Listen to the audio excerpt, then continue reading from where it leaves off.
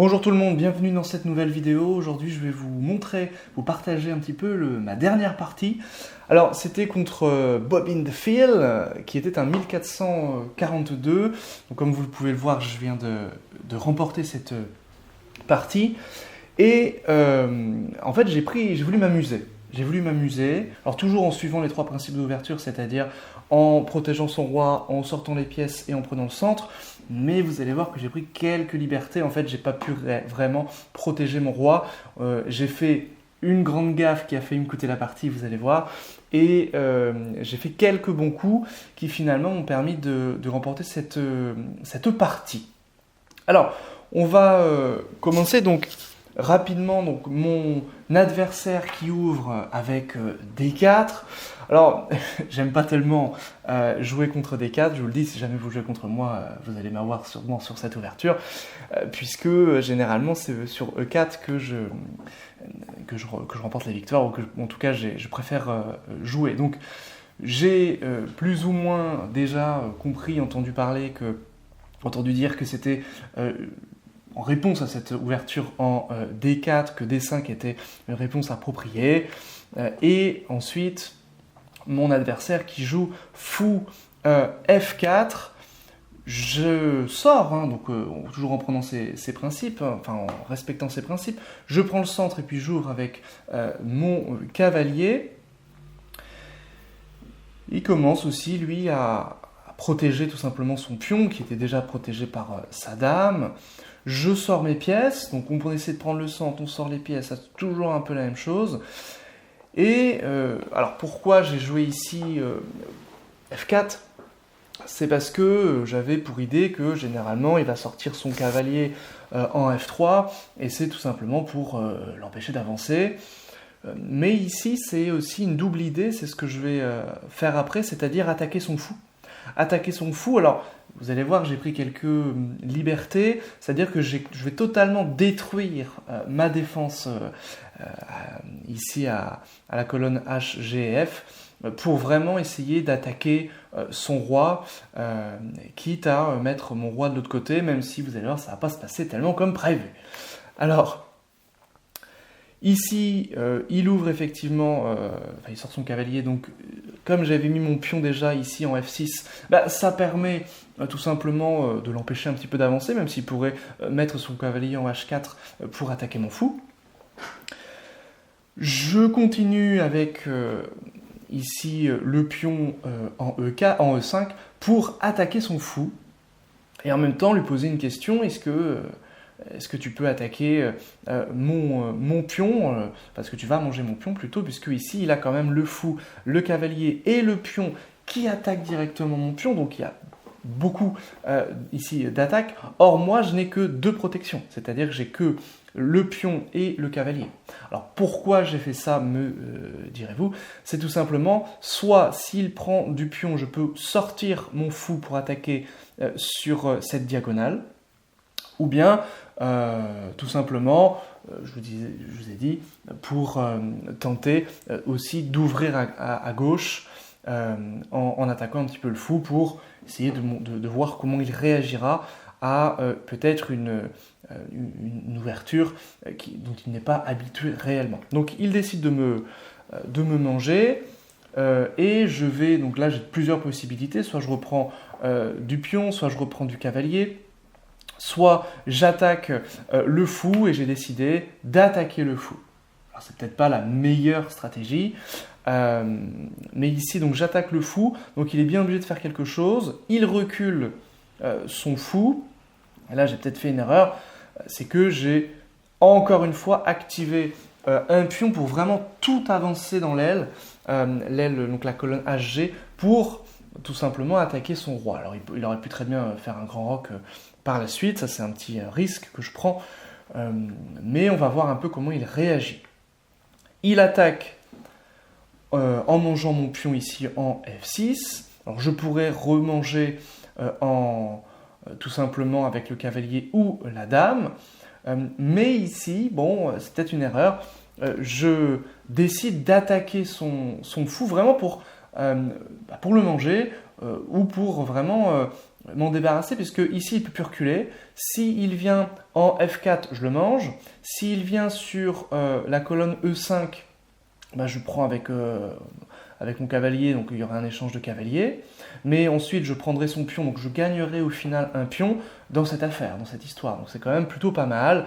Évidemment, il ne peut pas non plus venir en D6 ou en C7, puisque je le mangerai de manière gratuite. Donc il décide de venir ici au centre, donc évidemment je le mange avec le cavalier. Ah non, pardon, je mange le pion d'abord avec le cavalier. Voilà.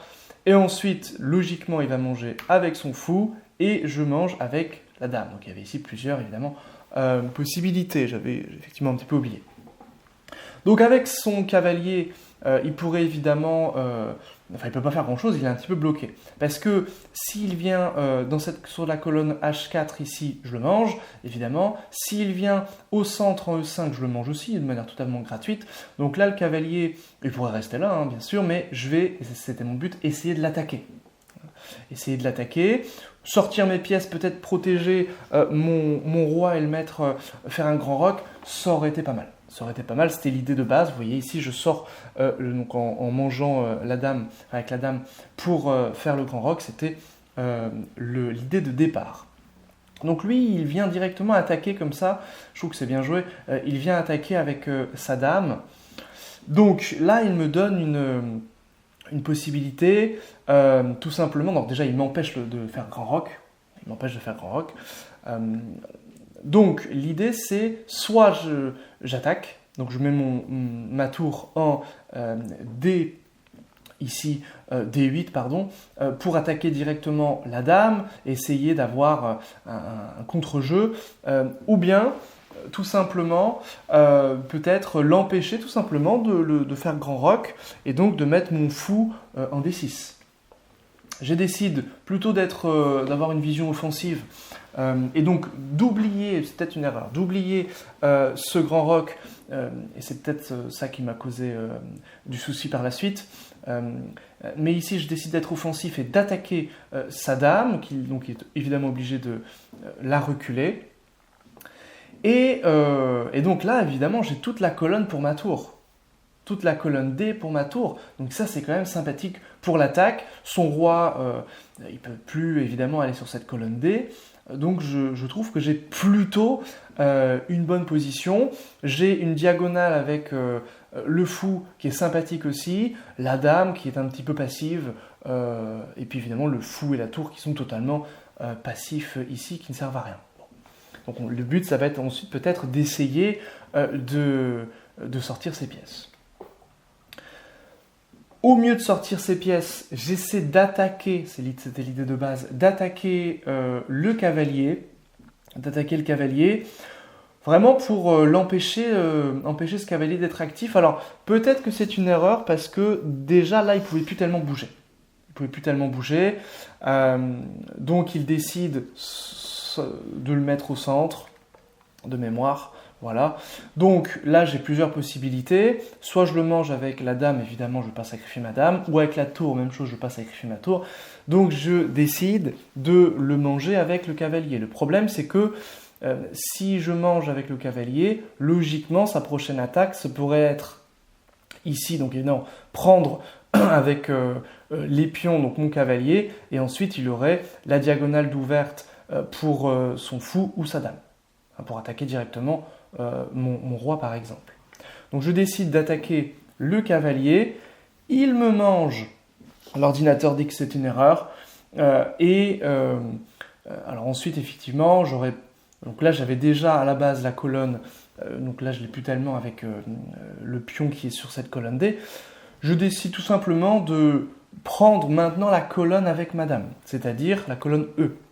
C'est la raison pour laquelle, alors il dit que c'est une approximation, une imprécision, donc ici l'idée c'était, la colonne D pour ma tour, la colonne E pour madame, la diagonale avec le fou sur case blanche qui est quand même, je trouve, assez puissant, surtout qu'après on essaiera de mettre un fou sur la diagonale en case noire. Je trouvais ça assez puissant, mais je vais faire une gaffe. Vous allez voir, c'est que là, évidemment, il peut directement attaquer comme je disais, mon roi. Et j'ai pas assez protégé mon roi, je dirais. Donc, évidemment, comme il a échec, il bouge son roi. Je décide donc d'enfermer un petit peu ce roi. Donc, évidemment, il ne peut plus bouger, puisqu'il ne peut plus aller sur la colonne E, non plus sur la colonne C, puisque il y a mes deux fous en fait qui bloquent. Et puis, en fait, il a juste une seule case. Ici, c'est là où il est, donc en D1. Donc là, il ne bougerait pas. Donc là, en fait, je me dis, ok, je suis plutôt pas mal, mais vous voyez que si je regarde simplement les barres, j'ai pas... C'est assez équivalent en réalité. C'est assez équivalent. Et pour moi, là, dans le jeu, j'étais à fond dedans. C'est-à-dire que j'étais forcément gagnant, et puis voilà, il ne pouvait rien faire. Sauf que, regardez, la gaffe, c'est que il me fait un échec avec sa dame en B5. Et au mieux de protéger avec mon fou, donc là, mon fou, évidemment, est en l'air, eh bien, je décide d'avancer le pion, et évidemment, là, la barre qui devient toute blanche, et mon fou qui disparaît. Donc ça, évidemment, c'est très problématique. Très problématique, je viens de perdre une pièce gratuite. Bon, gratuitement. Donc ça, c'est pas bon. Alors, qu'est-ce que je décide de faire ensuite ? Eh bien, c'est de sacrifier mon fou. Sacrifier mon fou, c'est-à-dire de le mettre, vous voyez avec la flèche, en C1. C'est quoi l'idée ? C'est, en fait, de rendre son roi encore plus faible. Alors c'est peut-être une erreur, mais en mettant le fou en C1, ma dame va se retrouver, ici je trouvais assez puissante, en E1. C'est-à-dire que le roi était quasiment mat, mais c'était sans compter cette diagonale case blanche de fuite, ici en B3 ou A4. C'est-à-dire qu'ensuite, si je mettais, donc c'est ce que j'ai fait après, donc le fou ici, s'il mange, c'est ce qu'il va faire, je mets ma dame ici en E1, sauf qu'ici, il peut se barrer, parce qu'il peut tout à fait aller en C2, puisque je n'ai plus mon fou pour protéger, et oui, parce que je me suis fait bouffer par la dame, là était ma problématique. Alors que, évidemment, si j'avais toujours mon fou, ben là, il serait tout simplement mat. Hein. Il pourrait plus bouger. Enfin, mat, non, parce qu'il pourrait manger... oui, non, pardon, ici, le fou est ici, c'est ça. Donc, il serait mat. Donc là, malheureusement, il m'a manqué une pièce. Il m'a manqué un coup. C'est pour ça que la barre est toujours blanche. Hein. C'est pas terrible. Donc, il peut tout simplement se barrer. Donc, soit avec D3, soit tout simplement en allant par là. Donc, je me dis, s'il se barre vers la colonne B ou A, je vais avancer mes pions pour essayer de l'empêcher de partir, tout simplement. Entre-temps, juste avant, je vais quand même attaquer sa dame pour justement, avec la tour, arriver sur F2 en mangeant son pion. Voilà, ça ne paye pas de pain. Le problème, c'est que, évidemment, ça je l'ai vu un petit peu, donc j'ai joué un peu vite, c'est qu'évidemment, il va vouloir l'échange forcé des dames. Donc, échange forcé des dames, on échange les dames. Je lui fais un échec avec la tour. Ça, c'était ce que je voulais faire à la base. Et là, il n'a plus le choix que de se barrer. Alors, il aurait pu reculer. Éventuellement, il aurait pu reculer. J'aurais été un petit peu embêté. Parce que s'il vient ici, je ne sais pas trop comment j'aurais vraiment continué, sachant que son cavale, il défend quand même plutôt pas mal, je trouve. Puis après, il a tout simplement ses tours qui défendaient. Il a décidé, je pense que c'est une erreur, de s'enfuir justement par les cases où mes pions allaient se jeter un petit peu dans l'arène. Donc là, je pense qu'il a fait une petite erreur.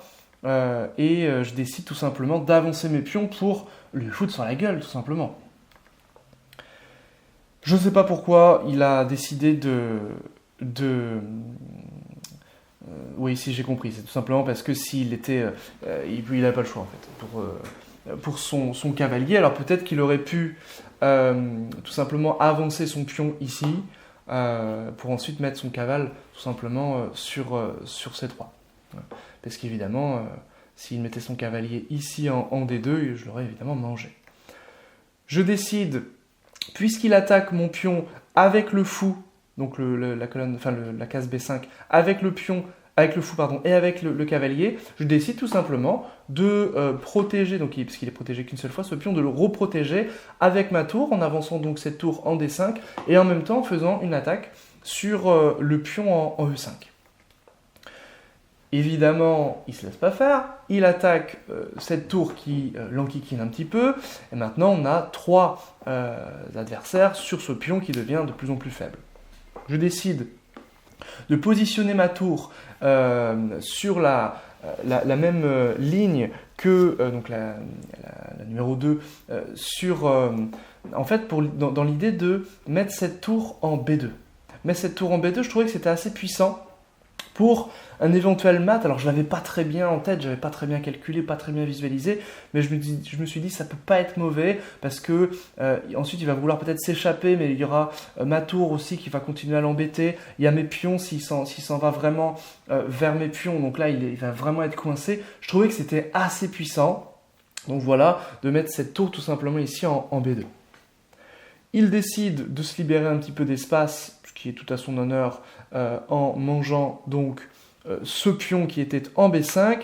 J'ai toujours mon idée en tête, avec cette tour en B2. Je trouvais que c'était assez fort, mais vous voyez que la barre elle reste tout à fait blanche, et évidemment hein, je n'ai que 2 pièces, lui il en a 4, donc 2 tours, lui il a 2 tours, un fou et un cavalier. Je suis bien sûr beaucoup plus faible que lui dans l'ensemble. Je décide de manger avec le pion. Évidemment, il ne peut pas prendre du roi puisque il y a ma tour qui protège. Il décide donc de prendre du cavalier. L'idée ici, ça va être de faire un échec pour qu'il se décale et pour pouvoir manger son cavalier. Mais le problème, c'est que évidemment, il le voit et il défend avec son cavalier. Bon, comment je fais ici ? Je peux avancer le pion en A5 qui protégera ma tour si ma tour arrive en B4. Et en plus, je lui ferai un échec, et ça a l'air fort. C'est ce que je décide de faire. Il décide d'attaquer ma tour, et en même temps, peut-être des histoires de G6 pour mettre mon roi en échec. On voit que son pion ici, en E5, il est quand même bien avancé. Peut-être bientôt une promotion. Je suis vraiment en difficulté dans cette partie. Je décide, vous voyez ici, de faire un échec. Dans l'idée, c'est que s'il bouge en D5, je lui mange son cavalier. Et s'il bouge en C5, même idée. Il décide de bouger. Je lui bouffe son cavalier. Et vous voyez que la barre redevient égale. Je lui bouffe son cavalier. Et c'est pas tout, je lui bouffe également son fou. Et là, on se retrouve, vous voyez, à égalité. Ça, c'est intéressant pour moi. C'est intéressant pour moi. Alors, il y a une petite problématique pour ma part, c'est que il a 1, 2, 3, il a 4 pions et j'en ai que 3. Donc, ce qu'il va vouloir faire, il est malin. Ce qu'il va vouloir faire, cet adversaire, c'est échanger les tours. Et là, il va m'emmerder. Échanger les tours pour ensuite pouvoir me zigouiller avec le dernier pion et pouvoir faire une promotion à dame et me mater. Évidemment, je ne vais pas me laisser faire. Donc, je vais essayer de le bloquer un petit peu. Donc là, j'avoue que je galère un petit peu, je ne sais pas trop comment faire. Et donc là, il attaque évidemment le pion, donc je le protège avec la tour. Et là, voilà, il a cette idée d'échange. C'est très intelligent. Puisqu'il a un pion de plus, il va échanger, comme je vous ai dit, pour à la fin m'arnaquer. Bon. Évidemment, quand on a un pion de plus, dans les finales, on est généralement gagnant. En tout cas, on est favorisé, en principe. Donc évidemment, moi, ce que je vais faire, c'est... je vais surtout pas échanger. Et lui, il va vouloir... Vous voyez, il continue, il insiste. Ah non, moi, je me casse. Il veut pas. Enfin, je veux pas, pardon. Du coup, le problème, c'est qu'il avance. Et il est en train de poser quelques difficultés à mon roi. Comment je vais pouvoir me dépatouiller ? Eh bien, je vais essayer à mon tour, de l'embêter en faisant peut-être plusieurs échecs. Le problème, c'est qu'ici, vous voyez, c'est une erreur aussi, puisqu'il peut venir manger mon pion. Il ne va pas le faire.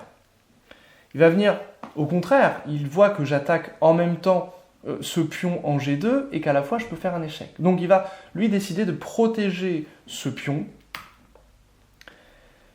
J'essaie d'avancer comme je peux. Il prend, je prends. Bon, ça avance pas grand-chose dans notre affaire. Là, on se retrouve un peu bloqué. Je décide de prendre les devants avec un échec. J'essaie de l'embêter comme je peux. Et là, bon, il essaie quand même de, vous voyez, de m'enfermer. Là, il y aurait bien des tours dans cette colonne. Ici, il met sa tour en H8. Eh bien, malheureusement, il y a mat pour moi, parce que je ne peux pas sortir. Sauf que j'ai pas l'impression qu'il le voit. Vous voyez ? Et heureusement pour moi. Et donc, j'essaie, vous voyez, il y a une double attaque ici sur le pion. Donc j'essaie d'attaquer ce pion pour ensuite, encore une fois, l'enquiquiner et puis surtout sortir mon roi qui est ici totalement coincé, totalement bloqué. Il ne peut pas faire grand-chose ce roi. Il décide encore une fois d'échanger. Il est pénible. Je refuse. Je lui mets un petit échec dans la tronche. Il essaie d'attaquer ma tour. Je protège, alors évidemment je sauve ma tour, et j'essaie de protéger cette colonne H qui quand même, qui peut vite être prise d'assaut par la tour ennemie. Alors, voilà. Il essaie, encore une fois, sa tactique d'échange très pénible, mais intelligente.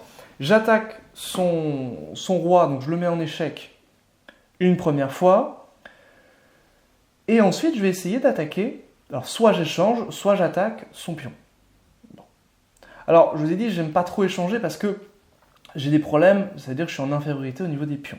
Donc, lui, il dit que c'est une erreur d'avoir ici mis la tour en A3, donc l'ordinateur dit que c'est une erreur, ce qui est logique puisque, évidemment, en mettant sa tour tout simplement en D8, eh bien j'étais totalement perdant. Évidemment, ici j'étais en échec et mat, j'étais pas bien.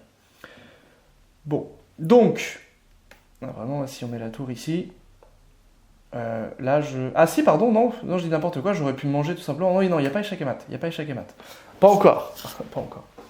Mais c'est une erreur quand même. Il aurait pu attaquer, être beaucoup plus puissant. Tout simplement, je pense que s'il avait fait effectivement ici, je mange. Donc ensuite, par exemple, je prends ici. S'il mangeait ici, là, j'étais pas bien. Là, c'est mat. Là, je peux plus sortir. Donc, il décide d'avancer son pion, ce qui est une grossière erreur. Vous voyez qu'on est des débutants, hein, on est 1003, 1004, donc on fait des grossières erreurs. Évidemment, on voit qu'au niveau des imprécisions, j'en ai fait 6, lui aussi. Des erreurs graves, j'en ai fait 6, lui 9. En précision, 71, 73. Donc c'est pas terrible. Donc évidemment, il faut qu'on s'améliore, bien entendu. Je décide de faire des échecs, mais je ne sais pas trop comment m'en sortir, honnêtement, ici. Il décide, avec sa tour, de venir m'embêter, mais moi ça m'arrange parce que je peux lui manger le pion. Ici. Et là, il fait une grossière erreur, vous voyez. Il attaque avec sa tour. Et évidemment, il a la tour en l'air que je mange. Donc vous voyez que j'ai eu de la chance parce qu'il a fait quand même pas mal d'erreurs.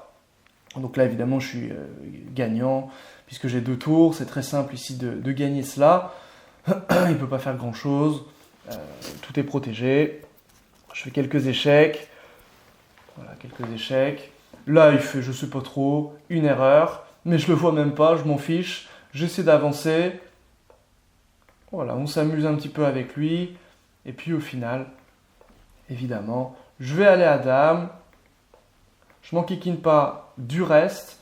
Et je propose, excusez-moi l'ordinateur qui bug un peu, et tout simplement je propose pas nul, non. Je le mets en échec et mat assez